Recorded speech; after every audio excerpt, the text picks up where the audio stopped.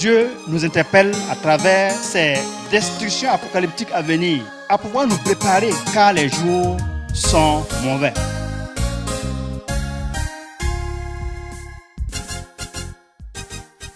Chers frères, chères sœurs, bienvenue à cette série d'études. Nous abordons maintenant notre dernier point, le 5e point. Nous abordons la destruction de l'humanité à l'échelle mondiale, non pas qui s'est passé dans le passé, mais qui se passera à la fin des temps. Le Seigneur Jésus Christ dans les évangiles et l'apôtre Paul et Jean et Pierre et Jude nous en donnent quelques aperçus de cette fin des temps et les événements apocalyptiques qui s'enchaîneront. Cette destruction apocalyptique et prophétique fut annoncée par le Seigneur Jésus lui-même dans Matthieu 24, 3 à 42. C'est une longue lecture et je vous en lisais cela plus tard. Le Seigneur Jésus s'assit sur la montagne des Oliviers. Les disciples vinrent en particulier lui faire cette question. Dis-nous, quand cela arrivera-t-il et quel sera le signe de ton avènement et la fin du monde? Jésus leur répondit par un long discours sur la fin des temps. Prenez garde que personne ne vous séduise, car plusieurs viendront en mon nom, sous mon nom, disant que c'est moi qui suis le Christ. Et ils séduiront beaucoup de gens. Vous entendez parler de guerre, de bruit de guerre. Gardez-vous d'être troublés, car il faut que ces choses arrivent. Mais ce ne sera pas encore la fin. Cette bonne nouvelle du royaume sera prêchée dans le monde entier pour servir de témoignage à toutes les nations. Alors viendra la fin. C'est pourquoi, lorsque vous verrez l'abomination, la désolation, dont a parlé le prophète Daniel, établi en lieu saint, que celui qui lit fasse attention, alors que ceux qui seront en Judée fuient dans les montagnes, que celui qui sera sur le toit ne descende pas pour prendre ce qui est dans sa maison, et que celui qui sera dans les champs ne retourne pas en arrière pour prendre son manteau. Si ces jours n'étaient abrégés, personne ne serait sauvé. Mais à cause des élus, ces jours seront abrégés. Si quelqu'un vous dit, le Christ est ici, ou il est là, ne le croyez pas. Car il s'élèvera de faux Christ et de faux prophètes. Ils feront des grands prodiges et des miracles au point de séduire, si c'est possible, même les élus. Je vous l'ai déjà annoncé d'avance. Si donc on vous dit, il est ici, il est dans le désert, n'y allez pas. Voici, il est dans les chambres, ne le croyez pas. Car comme l'éclair part de l'Orient et se montre jusqu'en Occident, ainsi sera l'avènement du Fils de l'homme. Je vous le dis en vérité, cette génération ne passera point que tout cela n'arrive. Le ciel et la terre passeront, mais mes paroles ne passeront point. Ce qui arriva du temps de Noé arrivera de même à l'avènement du Fils de l'homme. Car dans les jours qui précédaient le déluge, les hommes mangeaient et buvaient, se mariaient et mariaient leurs enfants, jusqu'au jour où Noé entra dans l'arche et il ne se doutait de rien, jusqu'à ce que le déluge vint et les emporta tous. Il en sera de même à l'avènement du Fils de l'homme. Veillez donc, puisque vous ne savez pas quel jour votre Seigneur viendra. Cette destruction apocalyptique fut annoncée aussi par Paul dans 2 Timothée 3, 1 à 7. Sache que dans les derniers jours, il va être difficile. Les gens seront égoïstes, amis de l'argent, fanfarons, hautains, blasphémateurs, rebelles à leurs parents, ingrats, irreligieux, insensibles. Éloigne-toi de ces gens-là. Cette destruction apocalyptique fut aussi annoncée par Pierre, l'apôtre Pierre. Le Seigneur ne tarde pas dans l'accomplissement de ses promesses, comme quelques-uns le croient, mais il use de patience envers vous, ne voulant pas qu'aucun périsse, mais voulant que tous arrivent à la repentance. Le jour du Seigneur viendra comme un voleur.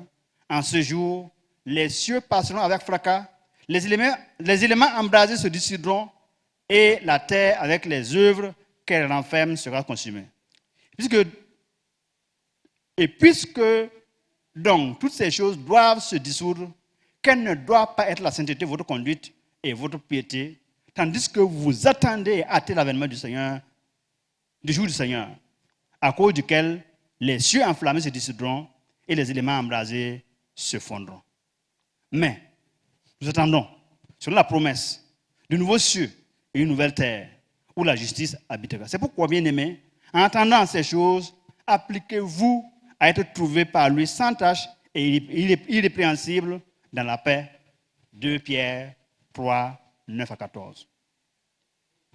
Cette discussion apocalyptique fut aussi annoncée par l'apôtre Jude et l'apôtre Jean et l'apôtre Pierre. Sodome et Gomorrhe et les villes voisines qui se livraient comme eux à l'impudicité et à des vices contre nature sont donnés un exemple subissant la peine d'un feu éternel. Dieu nous interpelle à travers ces destructions apocalyptiques à venir à pouvoir nous préparer car les jours sont mauvais.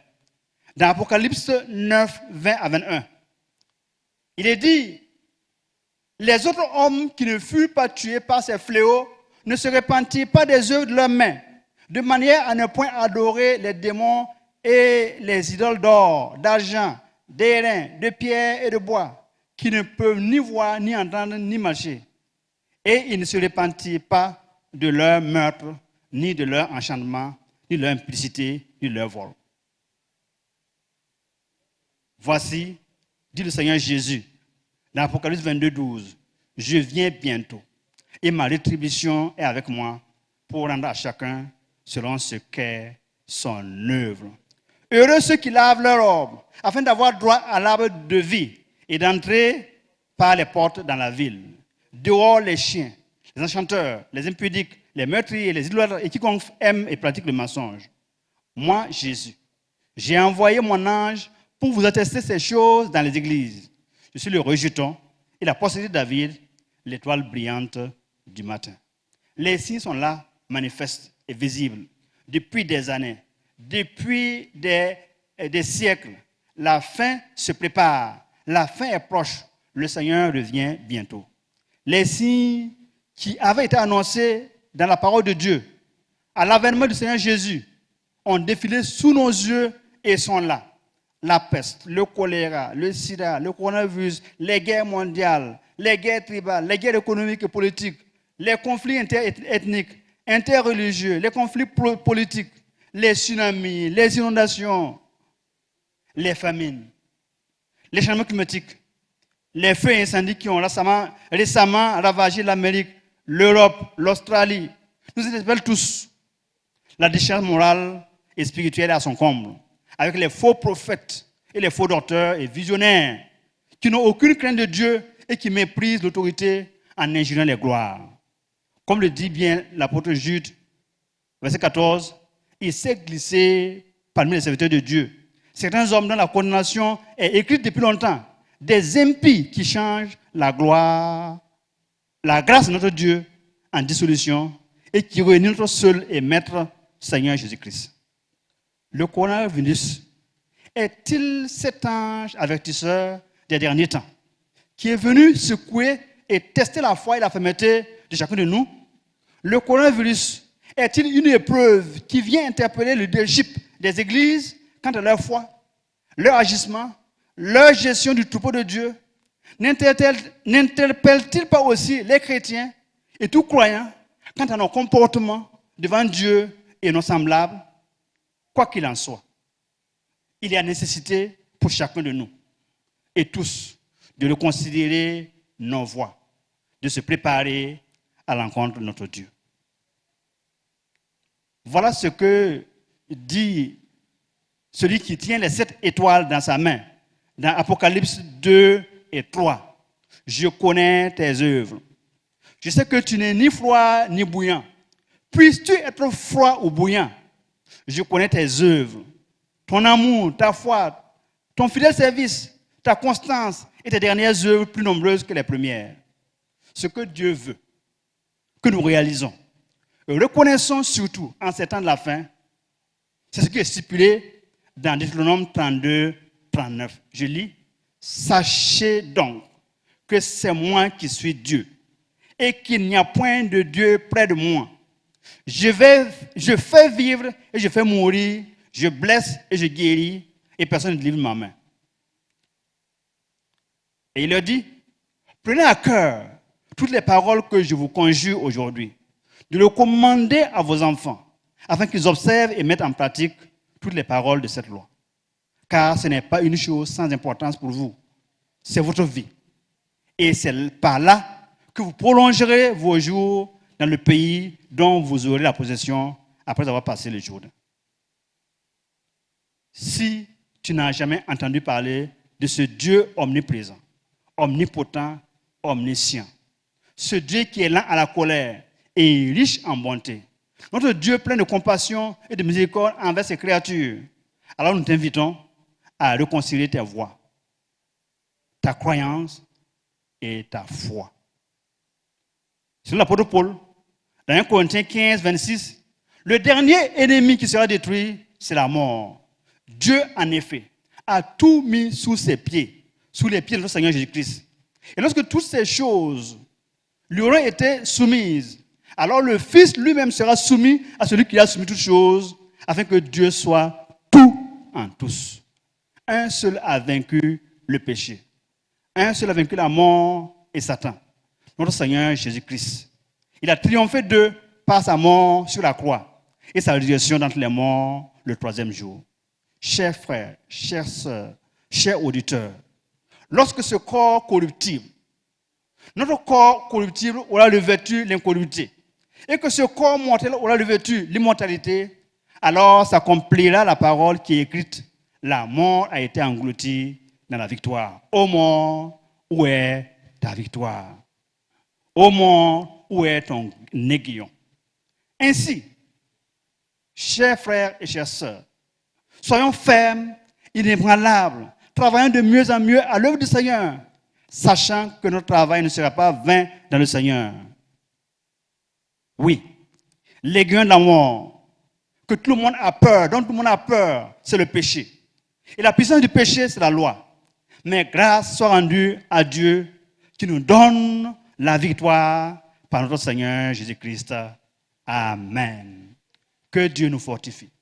Pendant ces moments difficiles, pendant ces moments derniers, afin que nous puissions savoir que notre souffrance va vers l'avènement de notre Seigneur Jésus-Christ. Il revient bientôt et te demande, prépare-toi à l'encontre de ton Dieu. Baissons nos têtes et prions. Seigneur, merci pour cette série que nous avons parcourue, ces réflexions que nous avons partagées. Bénis chaque auditeur et bénis notre Dieu Seigneur, nos repentirs, nos changements et notre retour devant toi. Merci. Au nom de Jésus. Amen.